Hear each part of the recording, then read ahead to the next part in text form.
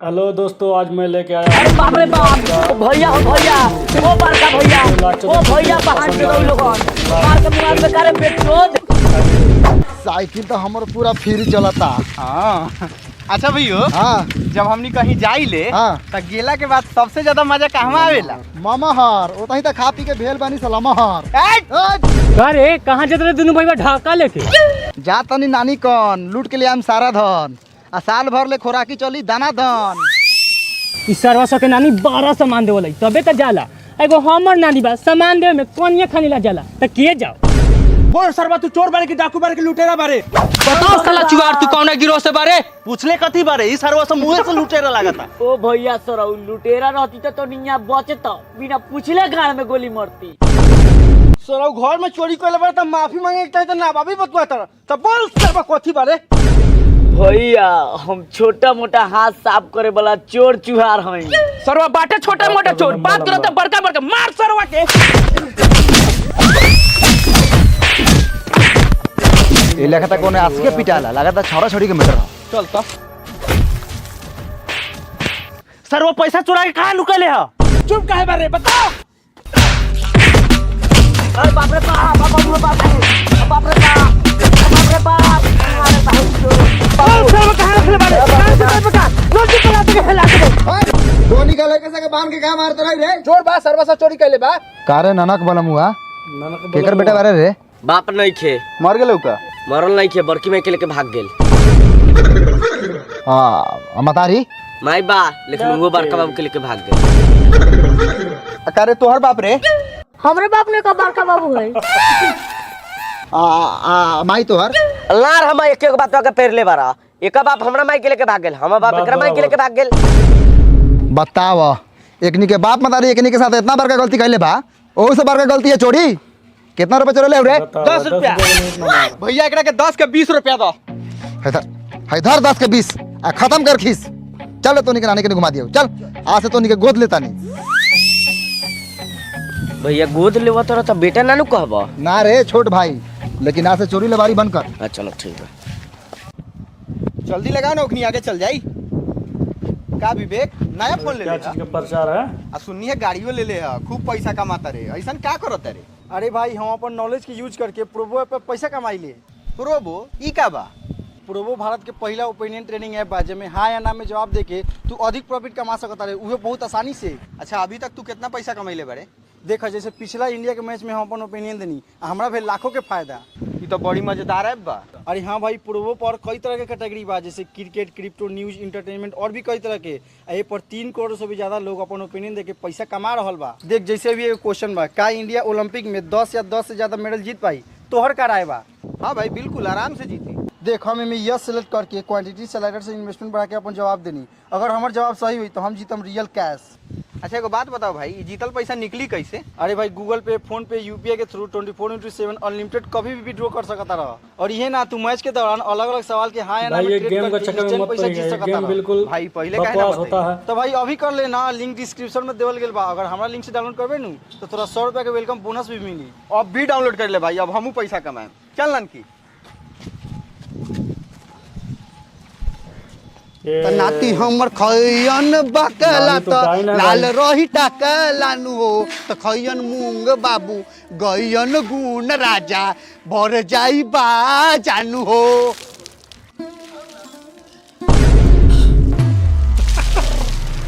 रे कोरिया नी पुत्रा, हमरा नतिया के सार हमरा बकला में पानी पड़ो तोरा के काउर चिबा जाए। ए त कहला बीच द्वार पर तिरपाल छितरा के बकला मूंग पसरले बारू, अंगना छत नहीं खे। आहो क लुटऊ तोरा बाप के गाड़ पे पसर ले बानी मूंगा बकला। बाप के गाँव रही जाबा बकला मुँह पसारेला। आई डाइनो सिनरो का करतरी तिरपाल बिछा के। नाती आवत है इनकर, यही से अगर आके छितराइल बारी। नाती के आगे बेटा के कौन वैल्यू बा? कति के भेलू जबले जिंदा बनी तबले नाती से नाता बा, तोनी के कति के बाता बा। ए हमनी के कथी के बात है रे? सारा अनाज नाती लगे भेज देबू त हमनी के कथी खाएम? तेरा बाप के मुरी।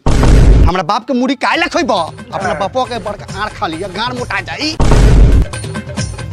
वापिस अब आ गया भाई, अब देखते क्या होता है।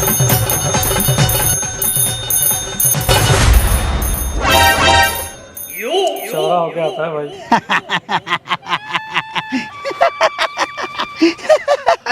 प्रणाम नानी। प्रणाम नानी। खुश रहो हमर पूत लोग।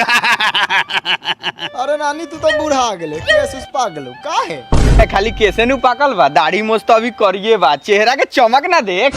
नानी तू डाइन बरई का? कौन सरवा कलुआ मतारी हमर डाइन बारे? नानी के मुंह देख के लागल ह। भगना ढाका में कुछ लियाल बर, हमनी तो सोचत रहनी खाली ढो के ले जाला, लेकिन ना भगनावा तो लियाल बा। लगातार दीदिया खाजा गाजा भेजले बा। हो सर हमरा बाप के खाली ढाका नु लियाल बनी सो अनाज ले जाएला, हमरा घरे बा कथी के ले आए? ए नानी इधर हमें भर। नाना प्रणाम। आग सारवा नाश्ता लाओ रे। धर नानी, आ एके को पुरान साड़ी कहिया से पहनले बड़े, दोसर कोनो नया साड़ी ना हो का? बाप रे बाप, नाती हमरा अपना नानी ला कितना सोचेला, बानू दूसरा नया। हाँ तो निकाल दिए, घरे ले जा, माई पहनी। ए नानू ही माई के देबा कोनो नया लुगा। अच्छा अच्छा अच्छा। तोनी के बाप बहन चोदविया कमा के रखले बारन कि साया साड़ी ब्लाउज चूड़ी लटी सब ले जाइबो। ए मामा ए तू इतना तेज काहे बनत रे सरवा? पापा के कोनो तोरा कमेंट में समझता नहीं का रे साला? पापा के ए कथी पापा के कहले बड़े, एकनी का जे लेखा चाल बा पूरा दुनिया जहान के सरवा बा। मामा को मारने लग गया भाई।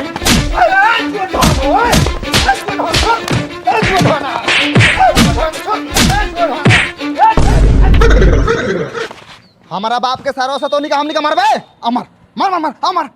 चुपचाप घूम जाओ वही में है ना, तो हम की मारम तो दोनों भाई के दोनों ढाका में लाश जाई। यही नहीं घूम जाई, हमर मतरिया यही घर के नु बा, आधा हक बा। अरे नानी चल जाऊ। ए कहां जइबे? आके बैठ, कोना लड़पुता दोगला के डर से डराइबे नानी के राते। तू रखबे एके लगाई घर में ढाका ढूही। ए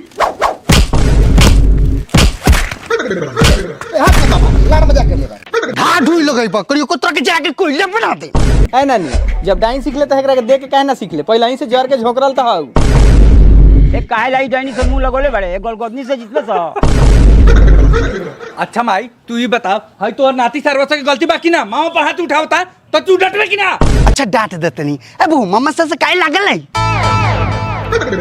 जो डांट देनी है, जो से जो।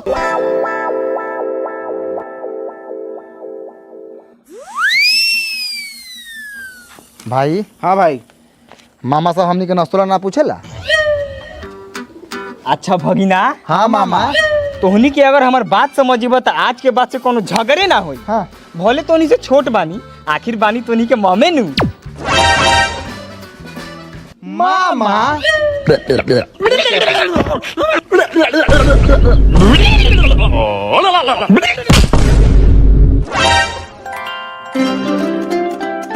तोनी कहाँ कर रहे रे? साइकिल लगावे गिरनी हो। कहाँ बा? घर है। घर है? अब तो साइकिल घरे लगा के टेम्पू पकड़ के आवत नहीं। बउआ मूंग बकला कस देल बानी, अब चलो बगीचा में आम तोड़ दियम कि बड़ा आम फड़ल बा। चल चल नानी चल।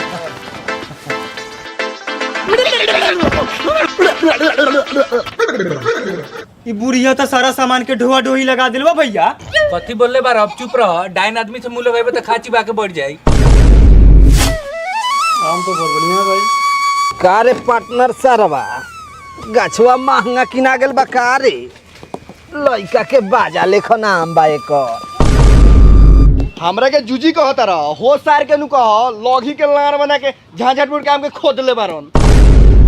कारे साला अनहरिया में गलती से पैदा भेल लइका, कम से कम हमवा के साइज देख के ना तू बैक कबूर चलो नीचे बैठ के गार घसका के आम चुनता रह तो तेज बनता रह, ऊपर आके तांगे लॉगी ना चलाओ तब ना बुझाई।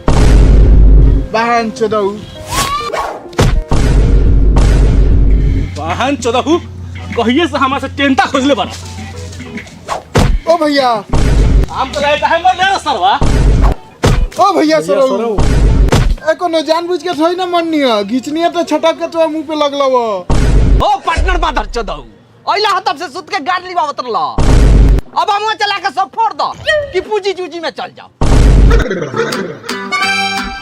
रे रे रे रे भगला निपुत्रा कोरिया दोगला के बच्चा, कौन आम तुरत रे? रे भगली नी पुतरी मांग जराव नी बेटवा मरी बाकरा मरी, हम आम तुरत नी बोल गाँव रे बुढ़िया। गुड़िया भूल गए तू? तोरा के लड़के सके खेले वाला गुड़िया बना दी। बना दे। नानी हमर हाकिम के डाइन बा। में डाल लगते ए डाइन होके चाहे भक्साइन होके अमो कोनो चोरी थोड़े करता नहीं, पैसा से निकलने बानी। ए जाके बेटा से पूछ। ए काहे बेटा से पूछो? तो निकाम किने से पहले हमरा नानी से पूछा ले। आए ना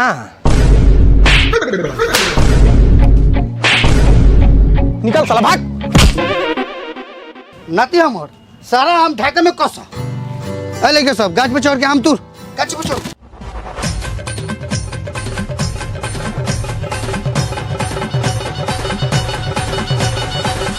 आम तो इतना ना फरल बा कि गाछ के पूरा गार फाड़ देले बा। अरे बाप रे बाप, पूरा पाकल बा।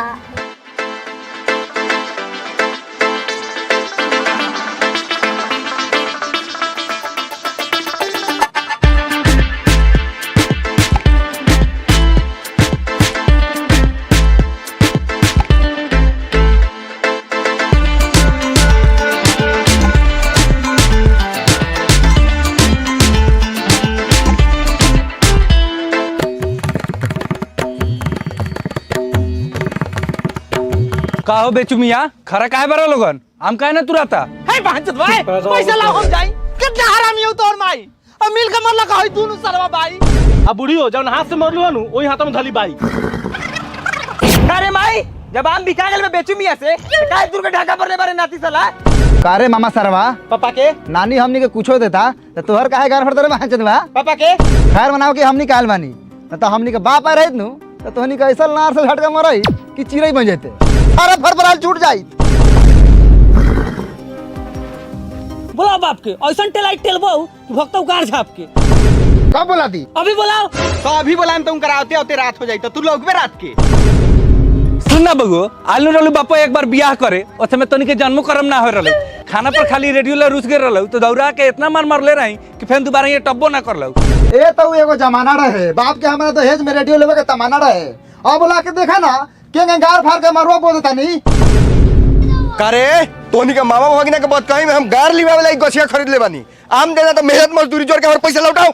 लौटाओ कोना बाप के बेटा बियाल बाकी हमरा ढाका में शाम उछलवा दी। ए चल उठावा। नानी के साथ में तो क्या टेंशन।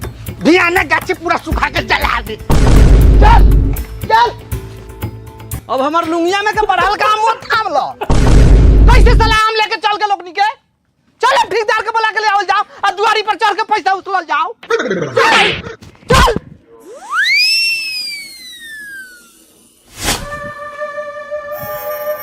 ए बुआ ससिया कहां रह गेलो? नानी ससिया गेल हो हागे। हां के पेट खराब हो गेलै का छोरा? हां तो 5 गो 6 गो आम सटा सट घिसता तो पेट खराब ना होता। चल डाइन पे चलते। हे रोग कहाँ रली है लड़का सब दूर पर बैठे रहलक है उघारे लगा तो बुढ़िया देख लेलक है कादो। ई बुढ़िया हरामी काहे मजदूर में जाले कितना गांव जोड़ के लेके तो खाची बागेल। अगर हम वाले को कुछ होई नु तो गु घोर के पियाम।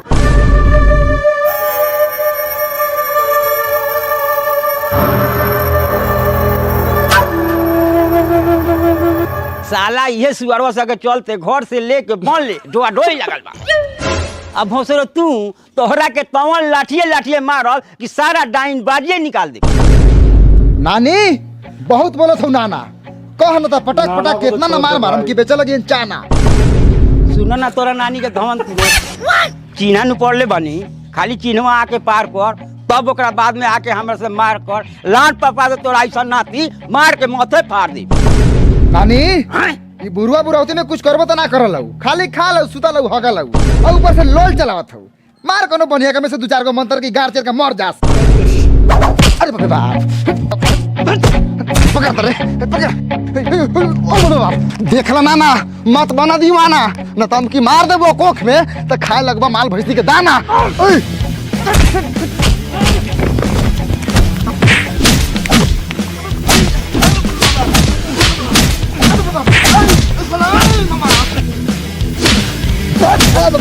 अरे बाप रे बाप अरे कमर लगता रे। अरे बाप रे आई आई गाल बजाता मामा के बात तेरी।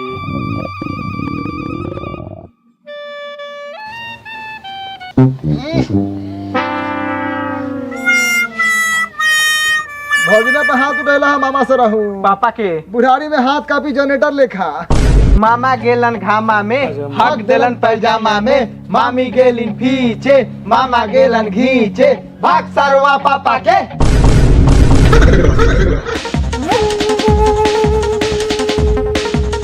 गाँव बुद्धि बोका चा आदाब आदाब।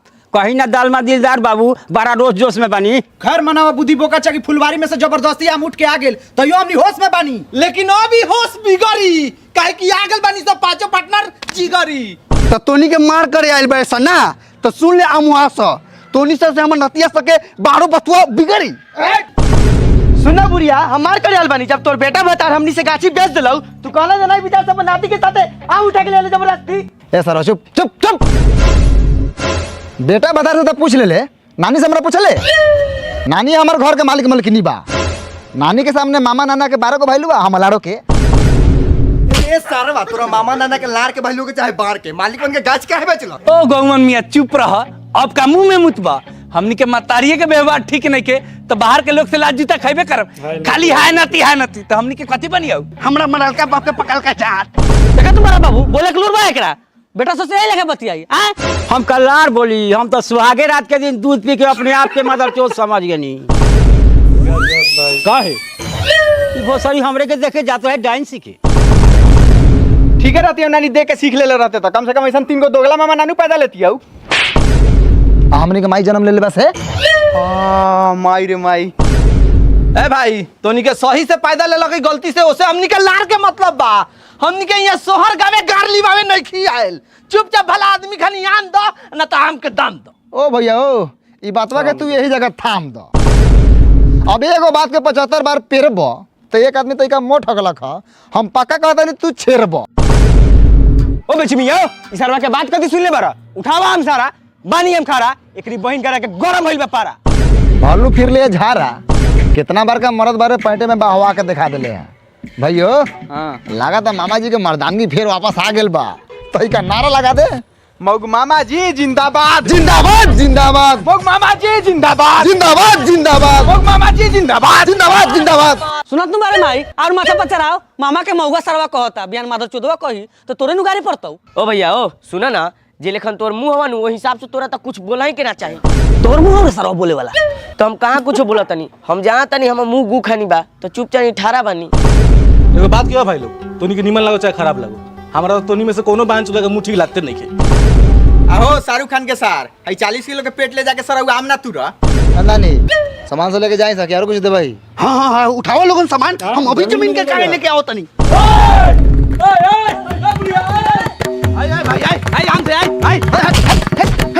जमीन के पेपर काहे लेते तने रे। ए त कोनो चोरी करके ले तनी का रे नानी देला के ले तनी कति बार कर ले काम। जमीन के पेपर काहे ले जमीन का पेपर